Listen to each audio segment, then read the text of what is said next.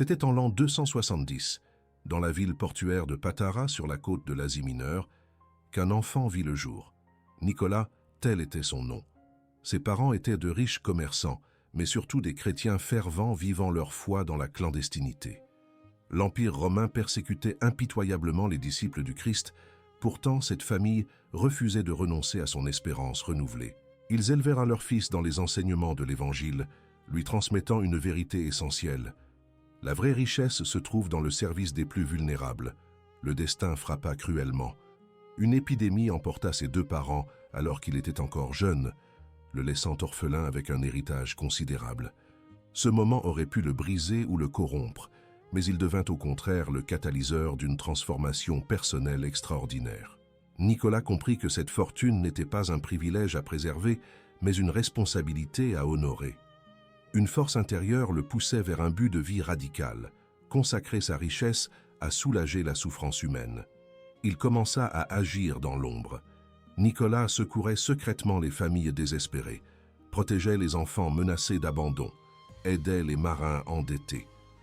Sa générosité ne cherchait jamais la reconnaissance publique. Il opérait la nuit, déposait des dons anonymes, disparaissait avant qu'on puisse le remercier. Cette humilité profonde incarnait l'essence même de la foi catholique. Donner sans attendre de retour, trouver la paix intérieure en allégeant le fardeau d'autrui. Sa réputation grandit malgré ses efforts pour rester dans l'anonymat. Les marins qui affrontèrent les tempêtes meurtrières de la Méditerranée l'invoquaient comme leur protecteur. Les familles le considéraient comme le gardien des enfants. Les commerçants honnêtes voyaient en lui un modèle d'intégrité. Les jeunes couples sans ressources pour se marier recevaient son aide providentielle, toujours dans le secret le plus absolu. Mais voici une révélation culturelle fascinante qui surprendra beaucoup. La figure du Père Noël, connu mondialement, trouve son origine authentique dans la vie de ce saint chrétien. Ce n'est pas une invention commerciale sans fondement spirituel. C'est la mémoire transformée à travers les siècles d'un homme réel qui dédia son existence à apporter des présents secrets, particulièrement aux enfants. Chaque tradition de Noël moderne porte l'empreinte de son esprit généreux. La connexion historique est documentée avec précision. Les immigrants néerlandais apportèrent en Amérique la dévotion à Sinterklaas, Saint Nicolas en néerlandais. Progressivement, le nom évolua vers Santa Claus en anglais. Les traditions persistèrent, les cadeaux nocturnes, l'amour privilégié pour les enfants, la générosité anonyme. Tout provient des récits authentiques de cet évêque du IVe siècle qui vécut sa foi comme une mission d'amour inconditionnel envers l'humanité souffrante. L'histoire de Nicolas ne faisait que commencer. Ce jeune homme de Patara portait en lui une lumière divine destinée à traverser les siècles et à réchauffer les cœurs dans les nuits d'hiver les plus froides. L'histoire qui définirait à jamais le caractère de Nicolas s'est déroulée lorsqu'il était encore un jeune héritier à Patara. Un homme qui avait été prospère, mais qui avait tout perdu, vivait non loin de là. La misère frappa brutalement à sa porte, et il avait 3 jeunes filles. Dans cette société, sans dot pour le mariage, ces jeunes femmes étaient condamnées. Le désespoir du père atteignit un point inimaginable. Il envisageait de vendre ses propres filles pour garantir la survie de la famille. Nicolas apprit la situation et son cœur fut brisé. Mais il n'agit pas comme les riches le faisaient d'habitude, distribuant des aumônes publiques pour recevoir des applaudissements. Il comprit quelque chose de profond sur la vraie charité. Elle préserve la dignité de celui qui reçoit. Ce père était déjà humilié par la pauvreté. Recevoir de l'aide comme un mendiant aurait encore plus brisé son esprit. Alors Nicolas planifia quelque chose de différent, quelque chose qui transformerait des vies sans voler l'honneur de quiconque. Dans le silence de la première nuit, Nicolas s'approcha de la maison de cet homme en silence absolu. Il portait un lourd sac de pièces d'or, suffisant pour la dot complète de la fille aînée. Selon certaines traditions, il jeta le sac par la fenêtre ouverte. D'autres versions racontent qu'il le lança par la cheminée. Ce qui importe, c'est que le lendemain matin, le père trouva cette fortune inexplicable. Des larmes de gratitude coulèrent sur son visage. La fille aînée pouvait se marier dignement. Mais l'histoire ne s'arrêta pas là. Nicolas revint la deuxième nuit, répétant le même acte de générosité anonyme pour la deuxième fille. Le père, maintenant intrigué, restait éveillé essayant de découvrir qui était son mystérieux bienfaiteur. La troisième nuit, lorsque Nicolas arriva avec le dernier sac d'or pour la fille cadette, l'homme réussit à le voir. Il tomba aux pieds du jeune homme, essayant de le remercier, mais Nicolas implora qu'il garde le secret. Il citait les paroles du Christ. « Quand tu donnes l'aumône, que ta main gauche ne sache pas ce que fait ta main droite. » Cet épisode révèle l'essence de la transformation personnelle que Nicolas vécut après la mort de ses parents. Il aurait pu utiliser cette richesse pour construire des palais ou conquérir le pouvoir politique. Mais il choisit un but de vie différent, être un instrument de la providence divine pour les désespérés. Il ne cherchait pas la reconnaissance humaine.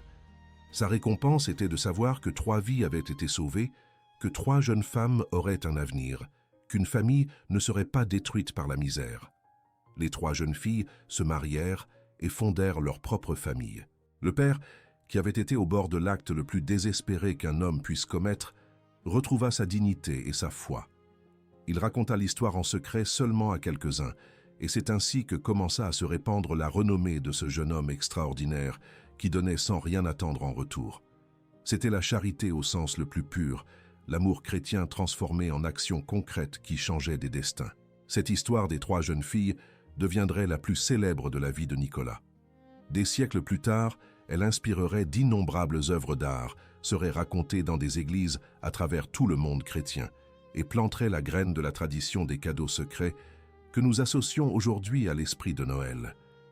Nicolas apprenait que la vraie générosité ne cherche pas les projecteurs, mais transforme des vies dans le silence de la nuit. Après des années passées à dédier sa fortune aux nécessiteux, Nicolas sentit un appel intérieur qu'il ne pouvait ignorer.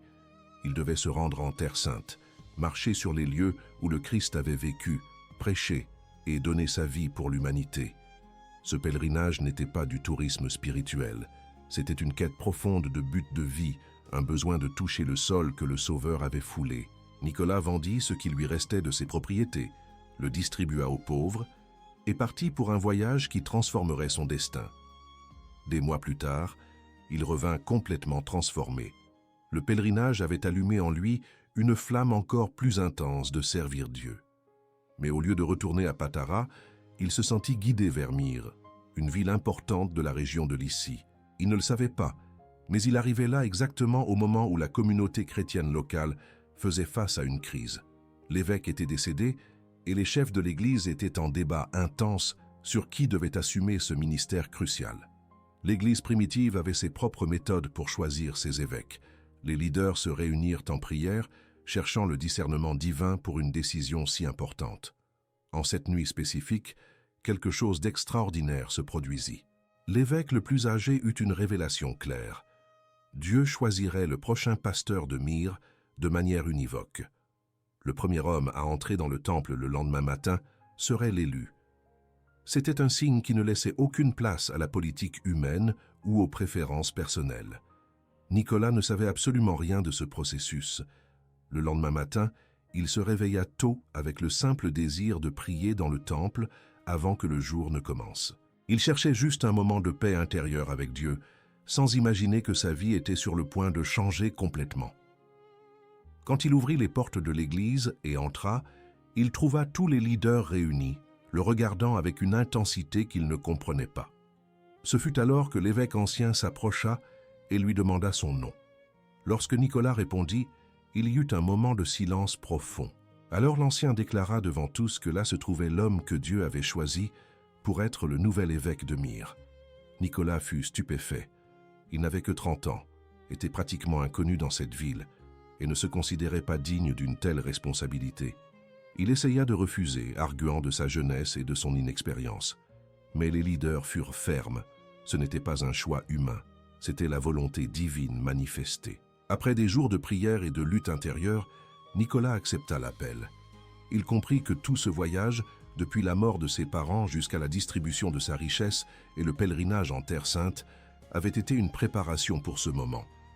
La foi catholique qu'il professait exigeait une obéissance radicale au dessein de Dieu, même lorsqu'il n'avait aucun sens pour l'esprit humain. Il serait évêque, non pour avoir du pouvoir ou du prestige, mais pour servir le peuple de Dieu avec le même cœur généreux qu'il avait toujours eu. L'ordination de Nicolas comme évêque de Myre marqua le début d'un ministère qui deviendrait légendaire. Le jeune homme qui avait tout donné aux pauvres recevrait désormais l'autorité spirituelle pour guider une communauté entière. Et il apporterait à cette charge épiscopale la même compassion radicale, la même proximité avec les souffrants, le même esprit de don qui avait caractérisé toute sa vie jusque-là. Nicolas était devenu un évêque aimé par le peuple de Myre. Sa générosité ne diminua pas avec l'autorité, au contraire, elle augmenta. Il utilisait les ressources de l'Église pour nourrir les affamés, abriter les orphelins et visiter les prisonniers. Mais en 303, une tempête politique et religieuse s'abattit sur tout l'Empire romain. L'empereur Dioclétien, déterminé à éliminer le christianisme une fois pour toutes, lança la persécution la plus brutale que l'Église ait jamais affrontée. C'était une épreuve suprême de foi pour tous ceux qui suivèrent le Christ. L'ordre impérial était clair. Tous les leaders chrétiens devaient renier leur foi ou faire face à de sévères conséquences. Les temples furent profanés, les écritures sacrées brûlées, les propriétés confisquées. Nicolas savait exactement ce qu'il attendait, mais il n'hésita pas un seul instant. Lorsque les soldats romains arrivèrent à Myre pour l'arrêter, il célébrait la liturgie avec sa communauté. Il regarda son troupeau effrayé et dit d'une voix ferme qu'il n'abandonnerait pas la foi qui donnait un sens à sa vie. Il fut emmené enchaîné devant tous. Les années qui suivirent furent d'une épreuve intense. Nicolas fut jeté dans une prison sombre et humide, avec des dizaines d'autres chrétiens qui avaient refusé de renier le Christ. Les conditions étaient inhumanes, calculées pour briser l'esprit des prisonniers. Mais là, dans ce lieu de souffrance extrême, Nicolas démontra que sa foi n'était pas seulement de belles paroles prêchées du haut d'une chaire. C'était une force intérieure capable de supporter l'insupportable. Il devint une source d'espoir renouvelée pour les autres prisonniers. Lorsque certains vacillaient, envisageant de renier la foi pour échapper aux tourments, Nicolas les fortifiait par ses paroles. Il prêchait même là, dans les profondeurs de ce cachot, rappelant à tous que la souffrance présente ne se comparait pas à la gloire future qui les attendait. Il organisait des moments de prière collective, partageait le peu de nourriture qu'il recevait, prenait soin des malades. L'évêque emprisonné continuait d'être pasteur. Les années passèrent lentement dans cette obscurité. Nicolas perdit du poids, sa santé se détériora, mais son esprit resta inébranlable. Il avait appris quelque chose de profond sur la nature de la vraie foi. Elle ne dépend pas des circonstances extérieures. La paix intérieure qu'il possédait ne venait pas du confort matériel ou de la sécurité, mais d'une certitude absolue d'appartenir au Christ, quoi qu'il arrive. C'était une liberté qu'aucun empereur ne pouvait lui retirer. En 313, tout changea. L'empereur Constantin émit l'édit de Milan, accordant la liberté religieuse aux chrétiens. Les portes des prisons s'ouvrirent. Nicolas sortit de cette captivité, marqué dans son corps, mais renforcé dans son esprit. Il avait passé des années dans ce qui semblait être la fin de tout, mais il survécut. Beaucoup de ceux qui avaient été emprisonnés avec lui ne résistèrent pas, mais Nicolas était vivant pour voir le jour où le christianisme ne serait plus persécuté. Lorsqu'il revint à Myre, sa communauté explosa de joie. L'évêque qu'il pensait ne jamais revoir était de retour, et il revint avec une autorité spirituelle encore plus grande. Il avait affronté les ténèbres et vaincu. Sa vie spirituelle portait désormais le poids de quelqu'un qui avait payé le prix le plus élevé pour la foi et n'avait pas reculé. Nicolas était prêt à guider son peuple dans une nouvelle ère où l'Église pouvait enfin sortir des catacombes et briller à la lumière du jour. En 325, 12 ans après sa libération, Nicolas reçut une convocation qui allait changer le cours de l'histoire chrétienne. L'empereur Constantin allait réunir des évêques de tout l'Empire dans la ville de Nicée pour résoudre une crise théologique qui menaçait de diviser l'Église. Un prêtre nommé Arius répandait un enseignement dangereux. Il niait que Jésus-Christ fût pleinement Dieu, affirmant que le Fils était une créature inférieure au Père. Pour Nicolas, ce n'était pas seulement une erreur théologique abstraite. C'était attaquer le cœur même de la foi catholique. Le voyage jusqu'à Nicée fut long, mais Nicolas était déterminé. Il avait été emprisonné et torturé pour avoir confessé que Jésus était Dieu incarné. Il ne permettrait pas maintenant que cette vérité fondamentale soit diluée ou niée. Lorsqu'il arriva au concile, il trouva des centaines d'évêques réunis, beaucoup d'entre eux également marqués par les cicatrices de la persécution. Il y avait une atmosphère de tension dans l'air. Tous savaient que ces jours définiraient ce que signifierait être chrétien pour les générations futures. Arius présenta ses arguments avec une éloquence persuasive. Il utilisait des raisonnements philosophiques complexes pour justifier sa position, essayant de faire croire que diminuer le Christ était en fait défendre la logique. De nombreux évêques, en particulier les plus jeunes et les moins expérimentés, furent confus. La discussion s'échauffait, les voix s'élevaient. Nicolas écoutait tout avec une indignation croissante. Il voyait clairement ce qui se passait. Arius était en train de détruire la base du salut chrétien. Alors se produisit l'épisode qui deviendrait légendaire, bien que les détails historiques précis soient débattus. Au cours d'un affrontement particulièrement houleux, le zèle de Nicolas pour la vérité le domina complètement. Il ne put plus contenir son indignation face à ce qu'il considérait comme un blasphème. Dans une explosion d'émotions qui choqua tous les présents, Nicolas confronta Arius physiquement, exprimant par un geste brusque tout son rejet de cette hérésie qui niait la pleine divinité du Christ. Le silence qui s'ensuivit fut assourdissant. Cela était inacceptable dans un concile solennel. Certains évêques exigèrent que Nicolas soit discipliné, arguant que même en défendant la vérité, il avait violé le décorum. Il y eut un moment de crise. Nicolas fut temporairement privé de ses insignes épiscopales.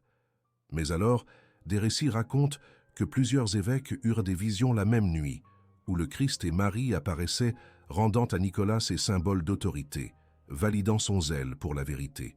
Le concile produisit finalement le credo de Nicée, déclarant de manière univoque que Jésus-Christ est Dieu de Dieu, lumière de lumière, Dieu vrai de Dieu vrai, engendré, non créé, consubstantiel au Père. C'était exactement ce que Nicolas avait défendu avec tant de passion. L'hérésie arienne fut officiellement condamnée. L'Église avait préservé la vérité fondamentale sur qui était réellement le Christ, et Nicolas avait joué un rôle crucial dans cette bataille. Lorsqu'il revint à Myre, Nicolas n'apportait pas seulement la victoire théologique, mais une compréhension plus profonde. Il avait appris que défendre la vérité exige parfois un courage qui va au-delà du confort social. Sa foi catholique n'était pas seulement aimer les pauvres, c'était aussi protéger la doctrine qui donnait un sens à cet amour. Le Christ devait être vrai Dieu pour que sa mort sur la croix ait le pouvoir de sauver. Nicolas avait lutté pour cette vérité et avait vaincu. La renommée de Nicolas comme homme de prière puissante se répandit bien au-delà de Myre.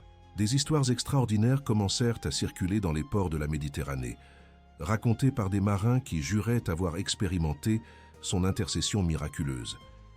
Une de ces histoires devint particulièrement connue. Un groupe de navigateurs affrontait une violente tempête qui menaçait de briser leur navire. Les vagues étaient des montagnes d'eau, le vent arrachait les voiles, et tous à bord faisaient déjà leurs adieux à la vie.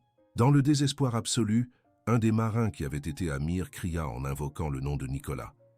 Il avait entendu parler du Saint-Évêque et implora son intercession avec une foi désespérée. Les récits racontent que, immédiatement, la tempête commença à diminuer. Les vagues se calmèrent, le vent cessa et une paix surnaturelle descendit sur ces eaux auparavant furieuses.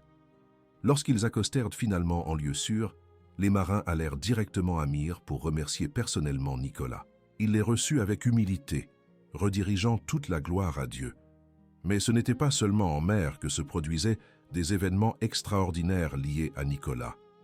Myre affronta une famine sévère qui menaçait de décimer la population. Les stocks de céréales s'étaient épuisés, les récoltes avaient échoué et le désespoir s'emparait des familles. Nicolas priait jour et nuit, intercédant pour son peuple. Alors arriva la nouvelle que des navires impériaux chargés de blé passeraient par le port, mais qu'ils ne pouvaient rien décharger car le grain était destiné à l'empereur à Constantinople. Nicolas se rendit au port et parla au capitaine. Il demanda qu'il laisse une portion du blé pour nourrir le peuple affamé de Myre. Les capitaines hésitèrent, craignant de sévères punitions pour arriver avec une cargaison incomplète. Mais Nicolas leur garantit, avec une autorité spirituelle impressionnante, qu'à leur arrivée à destination finale, la mesure du blé serait exacte, comme si rien n'avait été retiré. C'était une promesse impossible, mais quelque chose dans la présence de cet évêque fit que les hommes eurent confiance. Ils déchargèrent une quantité généreuse de céréales. Nicolas distribua tout aux familles nécessiteuses et sépara même des semences pour la prochaine plantation. Le peuple de Myre fut sauvé de la famine. Semaines plus tard, les capitaines revinrent avec une histoire qui semblait impossible. Lorsqu'ils mesurèrent la cargaison à Constantinople, elle était complète jusqu'au dernier grain. Il ne manquait absolument rien. Le miracle fut confirmé devant des témoins officiels de l'Empire et l'histoire se répandit comme le feu. Un autre épisode marquant impliqua 3 hommes innocents qui avaient été injustement condamnés à mort par un gouverneur corrompu. Nicolas eut connaissance de l'affaire par un rêve révélateur. Il se réveilla au milieu de la nuit avec une clarté absolue sur l'innocence de ces hommes et courut pour empêcher l'exécution. Il arriva exactement au moment où le bourreau levait l'épée. Nicolas saisit la lame de ses propres mains, empêchant le coup fatal. Il confronta le gouverneur publiquement, exposant la fraude et exigeant justice. Le gouverneur, intimidé par l'autorité morale de Nicolas et par le tollé populaire qui s'éleva, fut obligé d'enquêter correctement. L'innocence des 3 hommes fut prouvée et ils furent libérés. Ceux qui avaient failli perdre leur vie rentrèrent chez eux, embrassèrent leur famille et passèrent le reste de leurs jours à raconter comment l'évêque Nicolas avait été l'instrument de la providence divine qui leur avait rendu leur avenir. Ces événements consolidèrent sa réputation d'intercesseur puissant, quelqu'un à travers qui Dieu agissait de manière tangible. Si vous avez besoin d'une puissante intercession aujourd'hui, Saint Nicolas est réputé pour écouter. Laissez dans les commentaires ce dont vous avez besoin. Il a dédié sa vie à secourir les désespérés et son intercession continue d'être vivante à travers les siècles. Alors que de nombreux évêques de l'époque vivaient isolés dans des palais épiscopaux, entourés de cérémonies et de distances aristocratiques, Nicolas choisit un chemin radicalement différent. Il se réveillait avant l'aube et parcourait les rues de Myre, visitant les quartiers les plus pauvres où la misère se cachait de la vue des puissants. Il connaissait les familles par leur nom, savait qui était malade, qui avait perdu son emploi, quel enfant avait besoin de vêtements pour l'hiver. Sa présence dans les ruelles étroites était aussi commune que celle de n'importe quel habitant. Il établit des œuvres de charité structurées qui allaient au-delà de l'aumône occasionnelle. Il organisa une distribution régulière de nourriture, créa des abris pour les voyageurs sans ressources, établit un fonds pour aider les veuves et les orphelins. Nicolas comprenait que la véritable transformation sociale exigeait plus que de la bonté spontanée. Il fallait créer des systèmes qui donnaient une dignité durable aux personnes. Il utilisait les ressources de l'Église, non pas pour construire de grands monuments à sa propre gloire, mais pour tisser un filet de protection pour les vulnérables. Son amour spécial pour les enfants devint légendaire. À une époque où les petits étaient souvent négligés ou exploités, Nicolas les traitait comme des trésors précieux. Il visitait les familles pauvres, apportant des cadeaux simples aux garçons et aux filles, toujours avec ce sourire doux qui calmait même les enfants les plus effrayés. Il racontait des histoires des Écritures de manière à ce que les petits comprennent, rendant Jésus proche et réel. Beaucoup d'adultes de Myre se souviendraient à jamais du jour où l'évêque Nicolas frappa à leur porte lorsqu'ils étaient enfants. En tant que pasteur, Nicolas formait ses prêtres avec une rigueur aimante. Il n'acceptait pas qu'ils servent uniquement par obligation ou tradition familiale. Il exigeait qu'ils aient une véritable vocation religieuse, qu'ils aiment sincèrement les gens, qu'ils soient disposés à se salir les mains en servant les nécessiteux. Lors des réunions avec son clergé, Nicolas partageait non seulement des enseignements théologiques, mais aussi des témoignages pratiques de la manière dont il avait vu Dieu agir parmi les pauvres. Il voulait des prêtres qui connaissaient autant les Écritures que les douleurs réelles du peuple. Ses prédications avaient un pouvoir particulier. Nicolas n'utilisait pas de rhétorique élaborée ou de démonstration d'érudition. Il parlait avec une simplicité pénétrante qui touchait le cœur. Il racontait le Dieu qu'il voyait dans les yeux des affamés qu'il nourrissait, dans les gémissements des malades qu'il visitait, dans les pleurs des veuves qu'il consolait. Ses paroles n'étaient pas des théories abstraites, mais le témoignage vivant de quelqu'un qui trouvait réellement le Christ dans les petits. Les gens sortaient de ces liturgies non seulement informés, mais transformés. Lorsqu'il y avait des conflits dans la communauté, Nicolas devenait un médiateur patient. Il écoutait les 2 parties avec une attention sincère, sans se presser de juger. Souvent, il passait des heures à converser avec des personnes en litige, les aidant à trouver la réconciliation.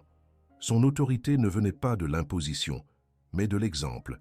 Il était impossible de ne pas respecter un homme qui vivait exactement ce qu'il prêchait, qui ne demandait aux autres rien qu'il ne fût lui-même disposé à faire. Les malades de Myre savaient qu'ils pouvaient compter sur la visite de leur évêque. Nicolas ne déléguait pas seulement cette tâche à ses diacres.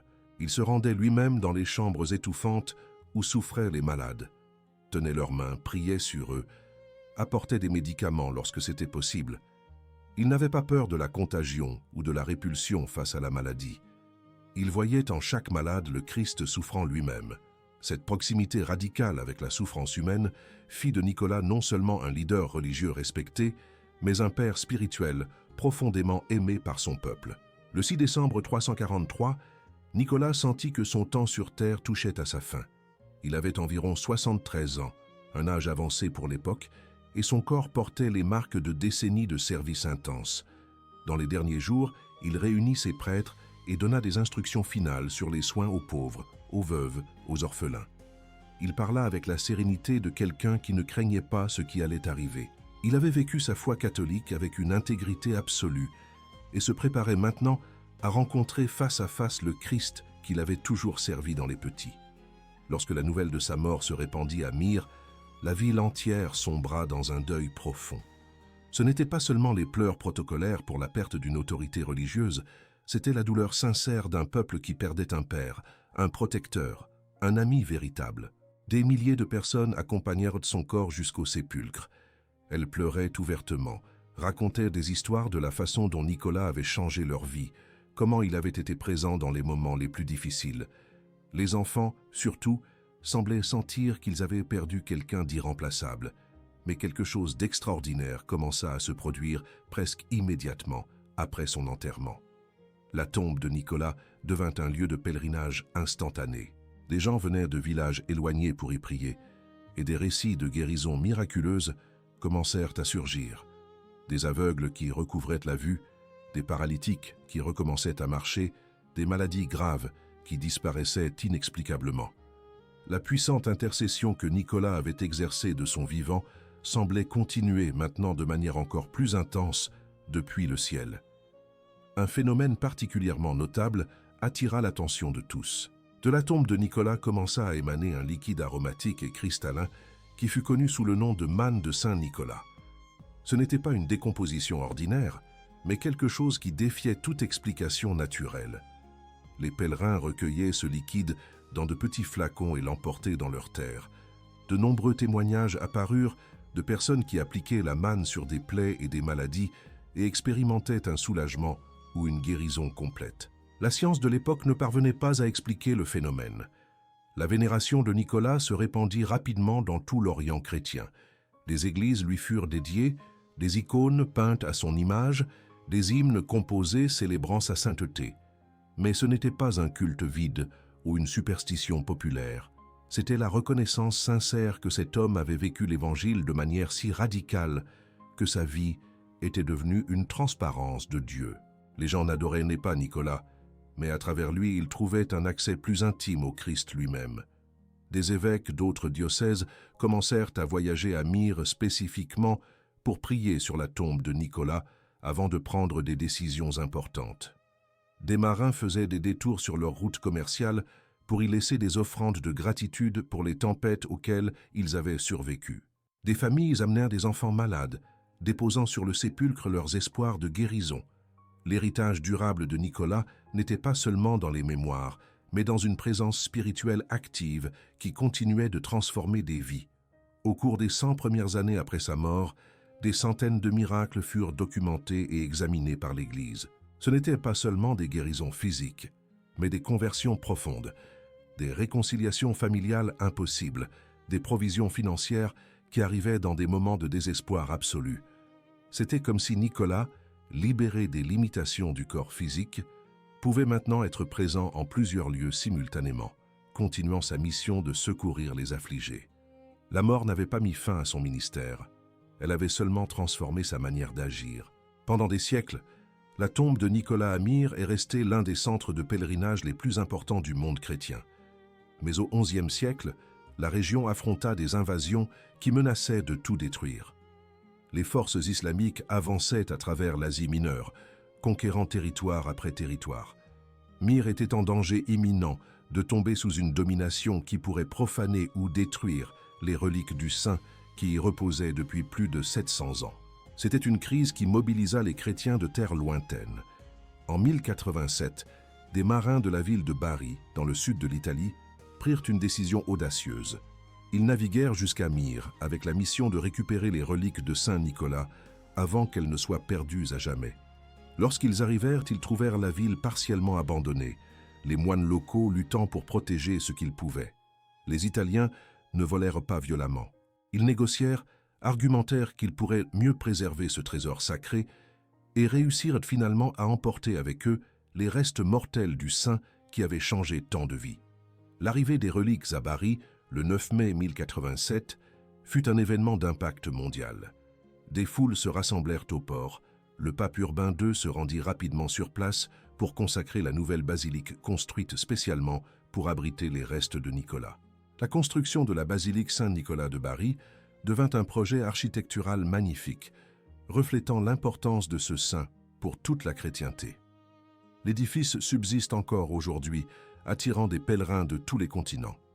Avec les reliques désormais en Europe occidentale, la dévotion à Saint Nicolas explosa de manière extraordinaire. Des églises, des cathédrales, des monastères et des chapelles lui furent dédiées partout en Europe. Il devint le patron d'innombrables villes, corporations professionnelles et groupes sociaux. Mais ce fut surtout la tradition de donner des cadeaux secrets aux enfants qui captura l'imagination populaire. Les familles commencèrent à célébrer sa fête le 6 décembre, avec la pratique de laisser des douceurs et de petits présents pour les enfants pendant la nuit. Dans la région des Pays-Bas, la figure de Sinterklaas se développa avec ses propres caractéristiques. Il était représenté comme un évêque bienveillant qui voyageait en bateau depuis l'Espagne. Monté sur un cheval blanc, visitant les maisons pendant la nuit pour laisser des cadeaux aux enfants qui s'étaient bien comportés pendant l'année. L'essence restait fidèle à l'histoire originale, générosité anonyme motivée par l'amour chrétien, attention spéciale aux petits, joie qui venait sans rien attendre en retour. Lorsque les immigrants hollandais arrivèrent en Amérique du Nord au XVIIe siècle, ils apportèrent avec eux cette tradition profondément enracinée. Sinterklaas se transforma progressivement en Santa Claus dans la prononciation anglaise. Avec le temps, des éléments d'autres traditions folkloriques européennes se mélangèrent. Le traîneau tiré par des reines des légendes nordiques, le pôle Nord comme résidence, le vêtement rouge qui remplaça finalement les vêtements épiscopaux. La sécularisation se produisit surtout au XIXe et XXe siècle avec la commercialisation intense de la figure. Mais même dans la version la plus commercialisée et sécularisée, l'essence chrétienne de Saint Nicolas demeure. Le Père Noël moderne représente toujours la générosité, se soucie toujours spécialement des enfants, apporte toujours de la joie à travers des cadeaux donnés avec amour. À chaque Noël, lorsque des millions de familles célèbrent cette tradition sans en connaître l'origine, elle perpétue en réalité la mémoire d'un évêque du IVe siècle qui croyait radicalement qu'aimer signifie donner sans attendre de reconnaissance. C'est un héritage culturel d'impact mondial qui a traversé des millénaires. Partagez ceci avec quelqu'un qui pense que le Père Noël n'a rien à voir avec la foi. L'histoire est bien plus belle que nous l'imaginons. Saint Nicolas de Bari nous a donné non seulement un exemple de sainteté, mais une tradition culturelle qui maintient vivant l'esprit de la générosité chrétienne, même dans des contextes sécularisés. Aujourd'hui, plus de 1600 ans après sa mort, Saint Nicolas demeure l'un des saints les plus vénérés de toute la chrétienté. L'Église catholique et les églises orthodoxes le célèbrent avec une profonde dévotion. Des milliers de paroisses lui sont dédiées, réparties sur tous les continents. Des écoles portent son nom, des hôpitaux sont placés sous sa protection, des orphelinats invoquent de son intercession. Sa présence dans la vie spirituelle de millions de personnes est aussi vivante qu'elle l'était dans les rues de Myre il y a 17 siècles. Mais qu'est-ce qui rend Saint Nicolas si pertinent à travers les âges? C'est l'universalité de son exemple. Il ne fut pas saint pour avoir accompli des miracles spectaculaires que seuls quelques privilégiés peuvent imiter. Il fut saint parce qu'il vécut l'Évangile de manière concrète et accessible. Nicolas nous a enseigné que la vraie foi se manifeste par des gestes pratiques d'amour. Il a nourri les affamés, vêtu les pauvres, défendu les injusticiés, protégé les enfants. consoler les affligés. Ce sont des actions que toute personne peut réaliser, indépendamment de sa position sociale ou de ses ressources matérielles. La générosité anonyme qui caractérisa toute la vie de Nicolas défie frontalement la culture moderne de l'autopromotion constante. Nous vivons à une époque où chaque acte de bonté est photographié, publié, aimé et commenté. Nous faisons la charité en attendant une reconnaissance publique, nous donnons pour que notre nom apparaisse sur des plaques, nous aidons tout en filmant pour prouver notre vertu. Nicolas fit exactement le contraire. Il donnait en secret, fuyait les remerciements, redirigeait toute la gloire à Dieu. C'est un appel révolutionnaire pour notre génération. Son amour spécial pour les vulnérables parle aussi puissamment à notre époque. Les enfants que Nicolas protégeait étaient souvent rejetés par cette société cruelle. Aujourd'hui, bien que de manière différente, nous continuons d'avoir des petits qui ont besoin de défenseurs, des enfants des rues, des victimes d'abus, pris au piège de systèmes d'exploitation, négligés par des familles déstructurées. L'esprit de Saint Nicolas nous appelle à être la voix de ceux qui n'en ont pas, la force des sans-défense, l'espoir des oubliés. Le courage qu'il démontra en défendant la vérité à Nicée demeure également extrêmement pertinent. À une époque de relativisme où beaucoup évitent de prendre des positions fermes par peur du conflit, Nicolas nous rappelle qu'il existe des vérités pour lesquelles il vaut la peine de se battre. Non pas avec arrogance ou violence, mais avec la conviction profonde de celui qui connaît véritablement le Christ. La foi catholique n'est pas seulement un sentiment personnel privé, c'est une vérité objective qui transforme à la fois les individus et des sociétés entières. Mais peut-être que l'héritage le plus puissant de Saint Nicolas est de démontrer que la sainteté est possible. Il n'est pas né parfait. Il a affronté des doutes, a traversé des épreuves terribles, a commis des erreurs. Mais il a choisi, jour après jour, de suivre le Christ avec radicalité. Il a transformé sa richesse en bénédiction pour les autres. Il a converti sa souffrance en force spirituelle. Il a utilisé son autorité pour servir, non pour dominer. S'il y est parvenu, nous le pouvons aussi. La sainteté n'est pas une réserve exclusive de super-héros spirituels, c'est un appel universel pour tout baptisé. Alors, comment vivrez-vous l'esprit de Saint Nicolas aujourd'hui? Peut-être en aidant quelqu'un anonymement, sans publier sur les réseaux sociaux. Peut-être en défendant une vérité impopulaire avec un courage aimant. Peut-être simplement en regardant autour de vous et en demandant « Qui a besoin de ma générosité en ce moment ?» Saint Nicolas nous a enseigné qu'il y a plus de bonheur à donner qu'à recevoir. Il a vécu cette vérité jusqu'à son dernier souffle, et son exemple continue d'éclairer le chemin pour nous tous, qui cherchons un but de vie qui transcende l'égoïsme et touche l'éternité.